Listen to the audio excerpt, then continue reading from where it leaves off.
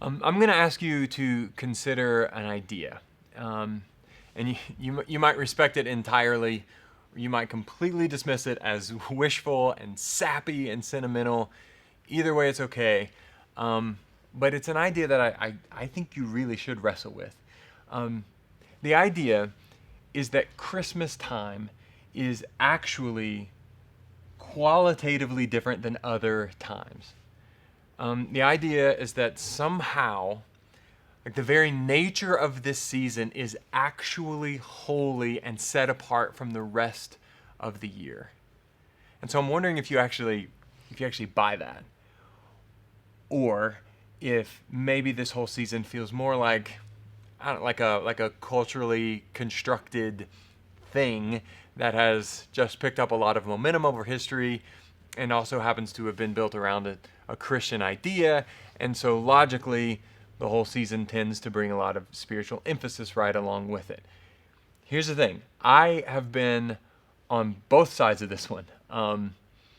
I don't think you have to be Scrooge or unspiritual to see this season as something that's just gotten a lot of traction over the years. I actually spent years as a devoted Christian and actually loving Christmas so much, but also thinking that it was pretty much a machine that got fired up for a month or so every year with the decorations and the music and traditions and Santa and not really biblical things, but all neutral or good things, but also things that got the great American marketing machine going, and they capitalized on it because it was marketable, or it was fun, or because it gets people out of their houses for winter or whatever. And as a Christian with that perspective, I've often thought about how incredibly cool and redemptive it is that the biggest holiday of the year by far has the birth of Jesus at the center of it. Like the whole world, whether they want to or not, has to at least do something with this idea of Jesus in a manger. Like that's really cool. And honestly, I think that's a pretty hopeful, non-cynical way to look at it. But I see it a lot differently now.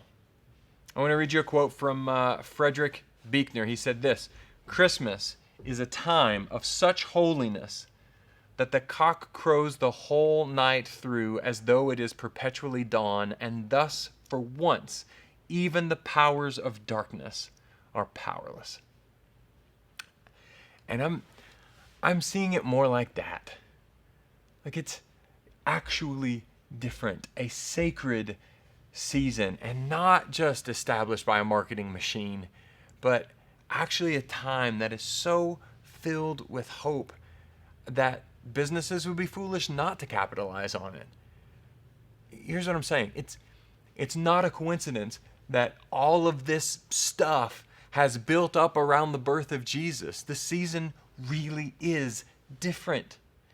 And if we don't react to it spiritually, we'll still react to it one way or another. The force behind the season being so culturally different, it's not just consumerism. The fact is, and we know this, people are more emotionally aware, they are more spiritually cognizant, they are more reflective, more generous, they're more open to the divine this time of year. Here's what I'm saying. The stage has been set for December to be different because this is a genuinely different time. It's actually a holy season. Now, I could certainly understand if you dismiss that as just so sappy and sentimental. Like that is just more of what people shovel this time of year, and they do it so that they can sell something, or to be fair, maybe so that they can take up an offering. I get it.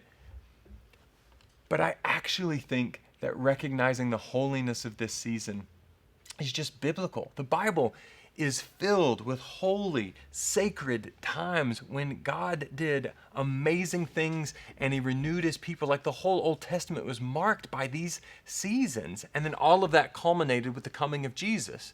And so, stay with me.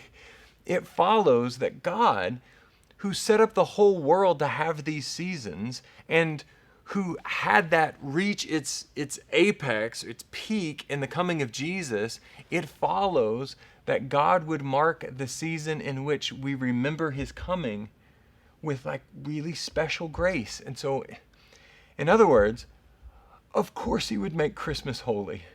Of course he'd make it special. Now, honestly, what has kept me from embracing the idea of this season being genuinely, qualitatively different, it's the fact that it's scheduled.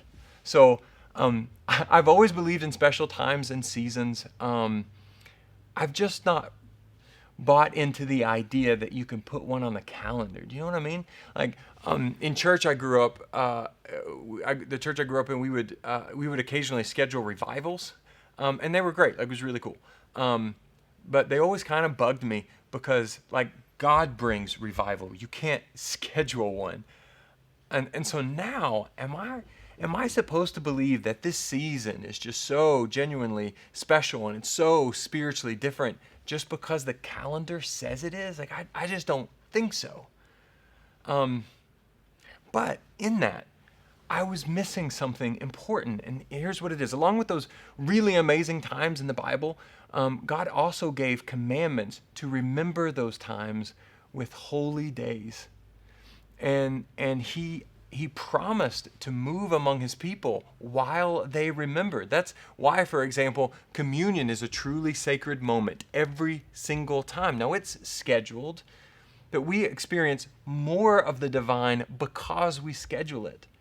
Another example, this is the commandment that says, remember the Sabbath. Think of the words here, to keep it holy. For those who actually keep a Sabbath, it's not just one day out of the 7. It is a genuinely holy thing. It is a day that is fundamentally different from the others because it's holy, and it is kept holy in the remembering of it. And God says, as he does with many other things, he says, schedule it. Schedule it. A truly holy season can be put on the calendar because putting holy seasons on the calendar was God's idea.